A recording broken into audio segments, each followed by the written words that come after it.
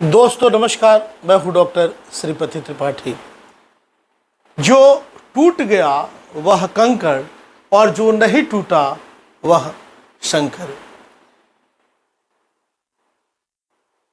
कण कण में शंकर हैं और घर घर में शंकर हैं। आइए इस वीडियो के माध्यम से जानते हैं वह जीवंत कहानी जो शरीर में स्पंदन ला देगी, फिर जयकारा लगाकर निश्चित रूप से लिखेगा ताकि मानसरोवर तक गूंजे एक ही उद्घोष, हर हर महादेव। ज्ञानवापी में हुए निर्विघ्न सर्वे का श्रेय 7 नायकों को जाता है, जिनमें 5 नायक प्रत्यक्ष हैं जबकि 1 नायक अप्रत्यक्ष है और एक रहस्यमयी शक्ति है। प्रथम नायक माननीय जज साहब हैं, जिन्होंने एक न्यायाधीश की भांति कार्य किया, न कि किसी एक्टिविस्ट की भांति। उन्होंने इस अति दुस्साध्य कार्य को साध्य करके दिखा दिया। जज साहब भारी दबाव के मध्य संविधान कसकर पकड़े रहे और हर सुनवाई में ऐसे निर्णय सुनाए कि प्रजा का विश्वास आंख में पट्टी बांधे खड़ी न्यायपालिका पर बना रहा। जज साहब को दबाव में लाने के लिए इकोसिस्टम ने एड़ी चोटी का जोर लगा दिया, लेकिन पुष्पा स्टाइल में झुकेगा नहीं साला कहकर एक छोटे से कोर्ट के जज ने सर्वोच्च अदालत को भी कटघरे में खड़ा कर दिया। द्वितीय नायक कोर्ट द्वारा नियुक्त कोर्ट कमिश्नर रहे। ऐसा इसलिए क्योंकि कोर्ट ने इस सर्वे के पूर्व भी 2 बार कमिश्नर नियुक्ति किए, लेकिन वे सभी सुरक्षा के डर से भाग खड़े हुए। जब कोर्ट ने वर्तमान कमिश्नर से पूछा तो वे बोले कि उन्हें कोई डर नहीं है, वो जान पर खेलकर सर्वे कराने के लिए तैयार है। इसके लिए विरोधी पक्ष ने इन्हें हटाने के लिए तमाम हथकंडे अपनाए, लेकिन असफल रहे।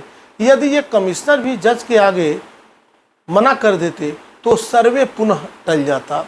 तीसरे नायक योगी जी रहे। जब 2 बार कोर्ट के आदेश के बावजूद सर्वे नहीं हुआ, तब योगी सरकार की भी किरकिरी हुई थी। जिस योगी सरकार की पहचान ही कानून व्यवस्था थी, वह कोर्ट के आदेश का पालन तक नहीं करा सकी। योगी जी ने जब मामले की रिपोर्ट मंगाई तो पता चला वाराणसी प्रशासन ने भारी लापरवाही बरती है। तब योगी स्वयं सर्वे के एक दिन पहले 13 तारीख को विश्वनाथ नगरी काशी में आकर डेरा जमा लिए। उनके आते ही प्रशासन ऐसा चुस्त दुरुस्त हुआ जिसका परिणाम सर्वे बिना किसी बाधा के संपन्न हो गया। चौथे नायक नरेंद्र मोदी रहे, जिन्हें शायद इसलिए ही मां गंगा ने वाराणसी बुलाया था।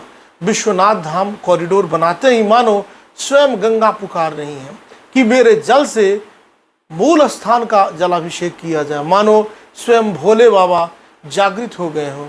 जब स्वयं देश के राजा पूर्ण विधि विधान से विश्व सम्राट भोलेनाथ का पूजन करें तो मंगल ही मंगल होना है। 5वें नायक वकील विष्णु जैन रहे, जिनके साहस के कारण मुकदमा यहाँ तक पहुँचा। ये वही वकील हैं जिन्होंने कुतुब मीनार में मूर्ति हटाने के लिए ASI के फतवे पर रोक लगाई। यही वकील वक्फ बोर्ड के खिलाफ भी कोर्ट में लड़ाई लड़ रहे हैं। छठे नायक वे 5 महिलाएं हैं जिन्होंने कथित मस्जिद में पूजा की लड़ाई लड़ी।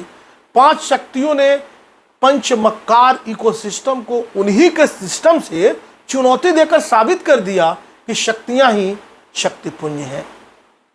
याची महिलाओं पर मुकदमा वापस लेने के लिए भारी दबाव बनाया गया, लेकिन श्रृंगार गौरी की पूजा का मन में विश्वास लिए शक्तियां अपने दृढ़ संकल्प से टस से मस न हुई।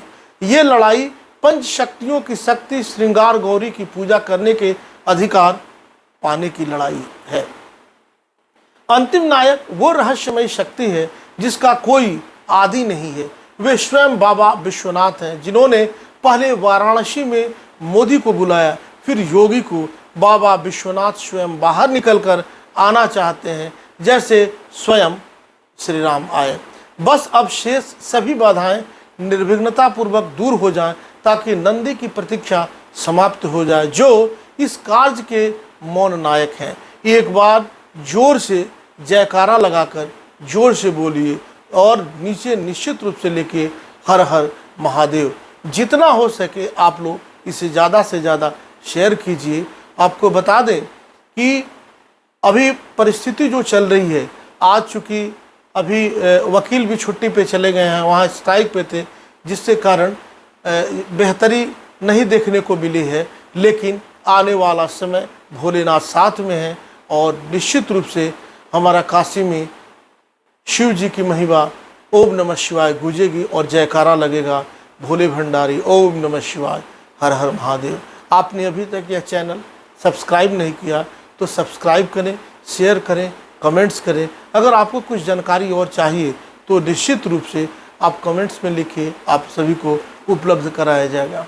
यहाँ ये वीडियो बनाने का उद्देश्य ये है कि आप सबको समसामयिक परिस्थितियों से अवगत कराते रहें और आपको और भी किसी विषय बिंदु पर वीडियो की दरकार है, वीडियो की ज़रूरत है, तो आप निश्चित रूप से आप कमेंट बॉक्स में आएँ, कमेंट बॉक्स में लिखें। ज्योतिष जो है बेहतरी का नाम है।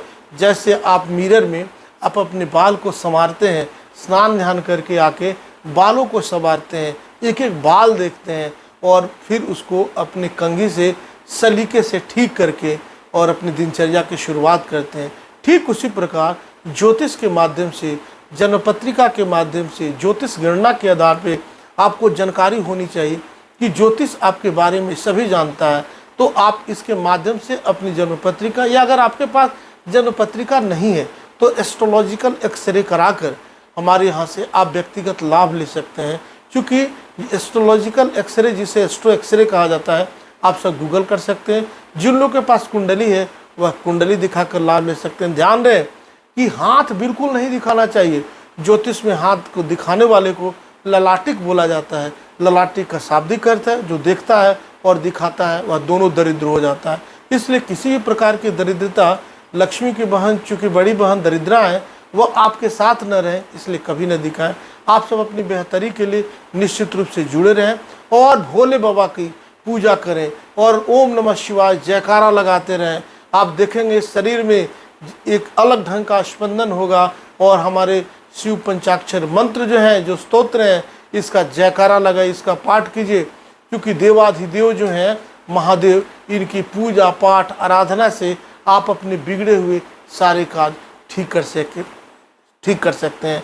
लिखा हुआ है कि भाव वही लेख मिटहि त्रिपुरारी। किस्मत के लकीर को बिल्कुल भगवान भोले शंकर ठीक करते हैं। तो आप भी ज्योतिष के माध्यम से भोले शंकर के आशीर्वाद से अपने भविष्य के लकीर को बिल्कुल इसका अलाइनमेंट ठीक करा सकते हैं और बेहतर कर सकते हैं। तब तक के लिए दीजिए मुझे इजाज़त। नमस्कार, जय माता दी, वंदे मातरम।